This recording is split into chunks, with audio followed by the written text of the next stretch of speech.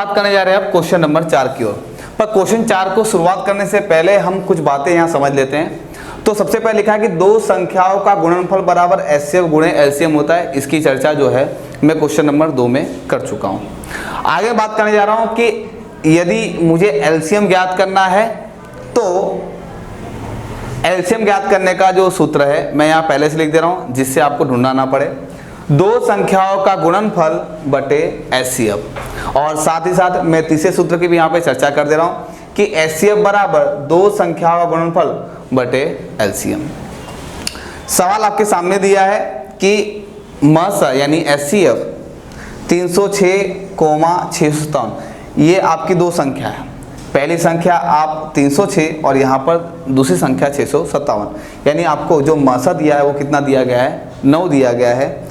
हमें ज्ञात क्या करना है, एलसीएम हमें यहाँ पर ज्ञात करना है।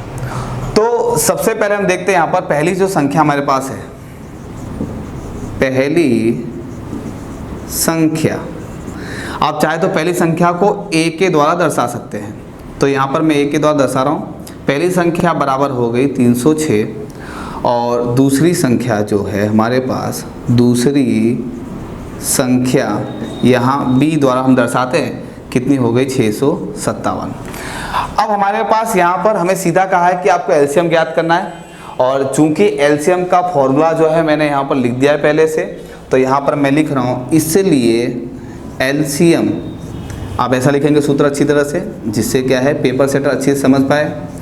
एलसीएम a कोमा b यानी पहली संख्या कोमा दूसरी संख्या, दो संख्याओं का गुणनफल। तो दो संख्या मतलब कौन सी, पहली संख्या गुणे दूसरी संख्या। तो मैं यहाँ पर लिख रहा हूँ a गुणे b बटे, यहाँ क्या बोला आपको यहाँ पर HCF, तो HCF कोष्टक में पहली संख्या और दूसरी संख्या, ये आपका फॉर्मूला है, ठीक है, जिसे मैं कोष्टक में दर्शा देता हूँ। अब आगे मैं यहाँ बात करता हूँ, तो इसलिए एलसीएम किसका निकालने जा रहे हैं यहाँ पर, 306,657 बराबर, ठीक है।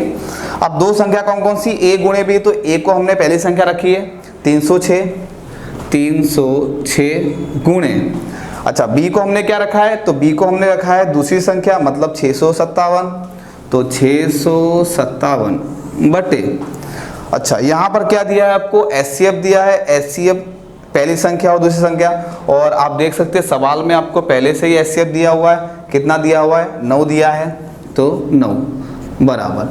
अब यहाँ पर 306 भागे 9, ठीक है, तो मैं यहाँ पर 3 से इसको भाग देता हूँ सबसे पहले, ठीक है। आप डायरेक्ट 9 से भी भाग दे सकते हैं इसको, तो 306 गुणे 657 भागे 9, तो मैं यहाँ पर 306 को 9 से भाग दे रहा हूँ, तो 9 एकम 9, 9 दूनी 18, 9 तिया 27। अब यहाँ देख सकते हैं 30 में से 27 गया तो 3 बचा, और 6 में नीचे उतारा हूँ, और 9 चौक 36। तो यहाँ पर आप देख सकते हैं 306 को 9 से भाग दिया तो उत्तर हमारे पास कितना आ गया, 34। तो मैं यहाँ पर इसको इस तरह से काट के बता दे रहा हूँ 34, ठीक है। अब क्या बचा हमारे पास, 34 गुणे 657। आप अपनी नोटबुक में इसे आप गुणा करेंगे तो आपका उत्तर आएगा 22,338, ठीक है। अगर आप अपनी नोटबुक में इसे गुणा करेंगे तो आपका उत्तर आएगा 22,338, यानी हमें जो एलसीएम प्राप्त हुआ किसका, 306 और 657 का, उसका उत्तर कितना आ गया यहाँ पर 22,338। इसी से संबंधित आपको दूसरे और भी क्वेश्चन आ सकते हैं। अगर आपको एचसीएफ ज्ञात करना है तो इस सूत्र के द्वारा आप एचसीएफ ज्ञात कर सकते हैं। फिलहाल आपको इस सवाल में एलसीएम जो ज्ञात करना है, तो मैंने यहाँ पर एलसीएम कैसे ज्ञात होता है इसकी जो चर्चा है हमने यहाँ पर की।